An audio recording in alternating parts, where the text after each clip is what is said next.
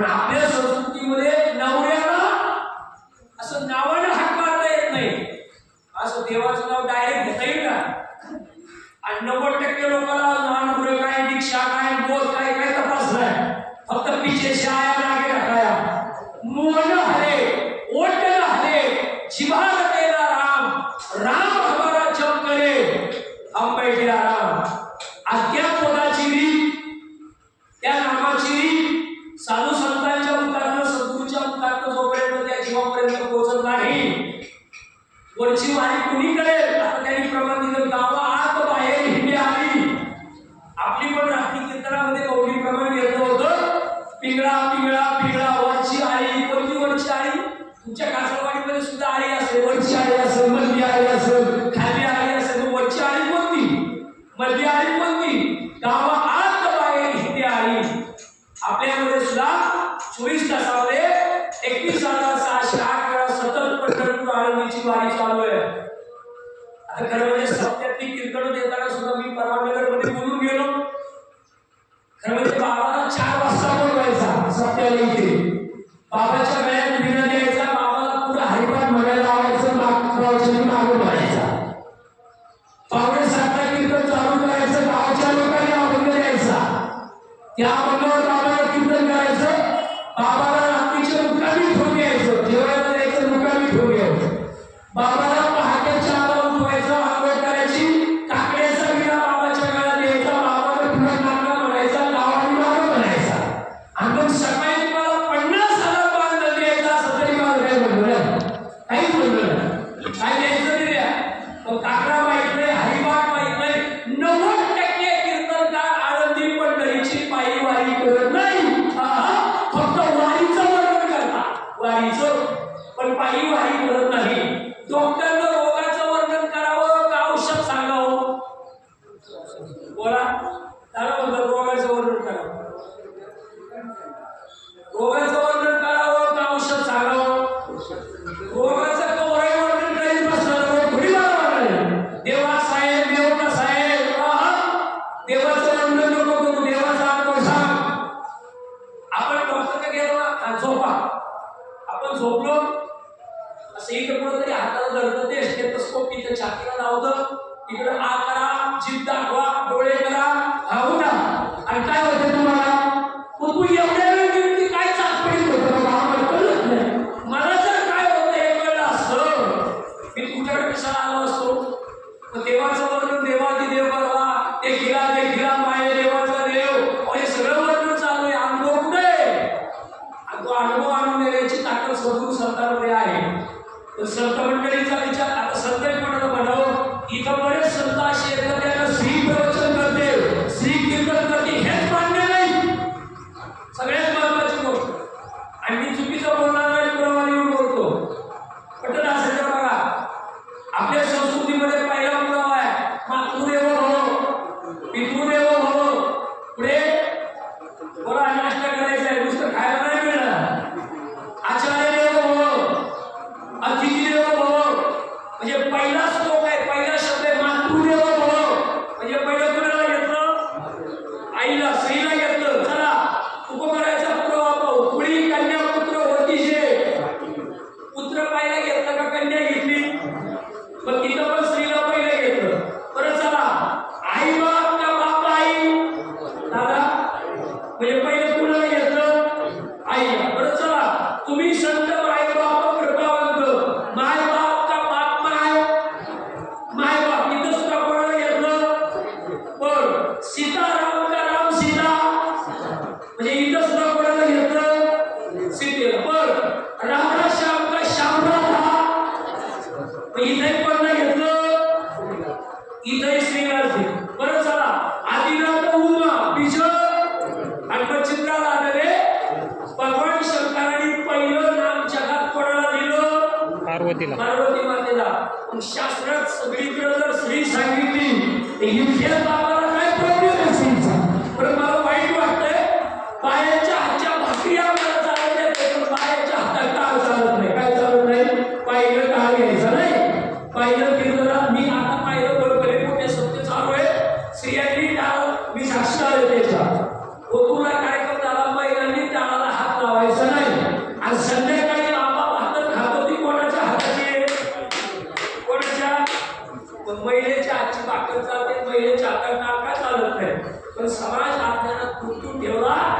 आणि त्याच्यामुळे समाज तयार झालं. आज विनाशक्य वाटलं झालं. समर्थ सद्गुरू सच्चिदानंद श्रीपाद बाबांच्या कृपा शिवाय नाही तर इथे काय आता काही काही दिंड्यांना बाहेरचे कीर्तनकार व्हावे लागतात.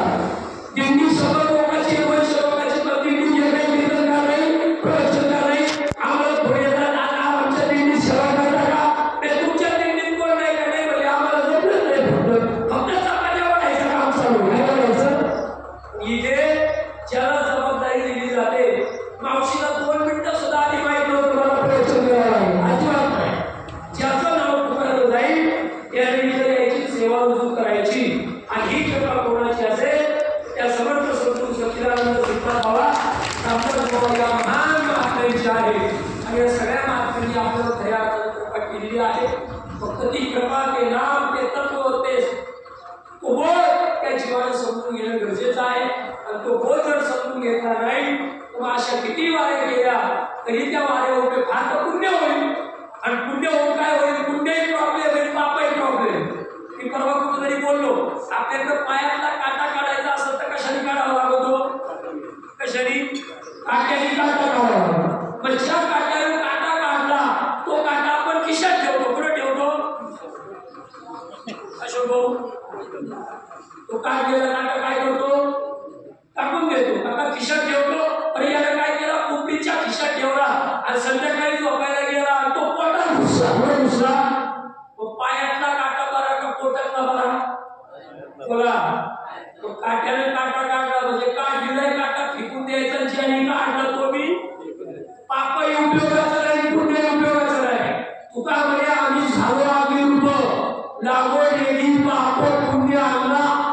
पापात काय होतं चला वाऱ्याला गेलो अन्नदान केलं पाहिजे तेवढंच काय होईल पुण्य होईल. पुण्य घातक होईल कारण पुण्याने अहंकार होतो आणि पापानंतर प्रश्नच नाही. मग या सगळ्यात अडकून राहू नये. सुंदर अशी परमात्म्याला बघा ना तुम्ही प्रमाण आषाढी कार्तिकी मला आठवत नाही बोला आषाढी कार्तिकी विसरू नका. बस साधारण निर्धार आणि नाही शपथ घेऊन सांगितलं आषाढी कार्तिकीला विसरू नका. आषाढी कार्तिकी पंढरीची वारी या वारीला विसरू नका. आमच्या डोक्यात ज्यांना ही वारी कळाली त्यांना ही कळत नाही आणि ज्यांना ही कळाली त्यांना ही कळत आणि ज्यांना तुम्ही कळाले ते भाग्यवान आहेत. असं भाग्य आपल्या पदरात पडावं अशी सद्भावना एवढं व्यक्त करतो. समजलं आता किती बोललं तरी कमीच आहे. आणि एवढं गोड प्रांगण पाहिलं काय बोलावं असं वाटते. पण आवाज ग्रामस्थांना थोडीशी विनंती करतो तर थोडस इथे आतमध्ये साऊंड लावा म्हणजे मंदिरात बसलेले न कळू अख्ख्या गावाला कळतंय पण इथे आवाज येत नाही. जे इथंच येत नाही त्यांना कळून काय करता जे इथं येत आहे त्यांना कळणं महत्वाचं आहे. म्हणून ग्रामस्थांनी व्यवस्थित अशी सोय केली. आजच्या आंदोलनाने आदरणीय पराय आपले विजय भाऊ काळे ज्यांनी 10-11 वर्षापूर्वी आपल्याला आसरा दिला. अगदी सावरगावमध्ये सुद्धा त्यांचा आंदोलन आपल्याला मिळालं. सकाळचा नाश्ता मिळाला. आपले विजय भाऊ कोरडे त्यांच्याकडे आपल्याला बऱ्याच वेळा नाश्ता मिळाला. त्याला आपले गुरुवरून आदरणीय पराय बचित्र भाऊ शंकर त्यांचा सगळा परिवार कोरडे परिवार काळे परिवार या सगळ्या परिवाराने एकत्र येऊन सगळ्यांनी नाश्ता देण्याची कबुली दिली आणि सुंदर असं त्यांनी नियोजन केलं. आणि नियोजन केल्यानंतर ग्रामस्थांनी सुद्धा त्याला आंदोलन दिलं. त्या प्रांगणामध्ये त्या दत्ती बाबांच्या प्रांगणामध्ये आपल्याला विसवण्याची संहिताबद्दल त्यांनी दिली. आणि मला वाटतं ज्याची खावी मुळी त्याची वाजवावी आणि ज्याची खावी मुळी त्याची वाजवावी टाळी. मग 2 घास खायचे असले तर काहीतरी दिलं पाहिजे. ज्ञानदानाची सेवा ज्यांनी केली त्या आदरणीय हरिभक्ती परायण सौभाग्यवती सुनंदाताई मस्करे. मला वाटत होतं पायाने त्यांना बसता येत नाही सांगता येणार नाही कारण मला वाटतं कालून पडल्या पण पायाला थोडं लागलं. पायाला लागणारच होतं. घरी असतं तर जास्त लागलं असतं. वारीत आल्यावर कमी लागलं. म्हणून त्यांनी सुंदर अशी सेवा केली. दिंडी मंडळाच्या वतीनं त्याचा श्रीफळ घेऊन सत्कार होतोय. मी दिंडी मंडळाच्या वतीने त्यांना विनंती करतो आपले विजयकरी काका चला महिला मंडळ कोणतरी या त्यांना विनंती आहे मस्करे मावशींची श्रीफळ घेऊन सेवा करा. श्रीफळ घेऊन त्यांचा सत्कार करायचा आहे. त्यानंतर आजच्या आंदोलनाने त्याला मी बोलतो म्हणून तुम्ही बोलतो. आजच्या आंदोलनाने आदरणीय हरिभक्ती परायण आपले विजय भाऊ काळे त्यानंतर दीपक भाऊ कोरडे आणि आदरणीय काय मच्छिंद्रबाबा शेलकर त्यांचा संपूर्ण परिवार, या परिवाराचा दिग्दी सोहळ्याच्या वतीनं श्रीफळ देऊन सन्मान होतोय, त्यांनी त्याचा स्वीकार करायचा आणि समस्त ग्रामस्थ मंडळी कासळवाडी यांचा सुद्धा इतकं सुंदर प्रांगण आपल्याला उपलब्ध करून दिलं की सगळी मंडळी दरवर्षी आपल्या स्वागताला असतात, समस्त ग्रामस्थ मंडळी असतात, त्यांचा सुद्धा आमच्या दिग्दी सोहळ्याच्या वतीनं श्रीफळ देऊन सत्कार होतो, त्यांनी त्याचा स्वीकार करायचा. आजच्या आनंदाने या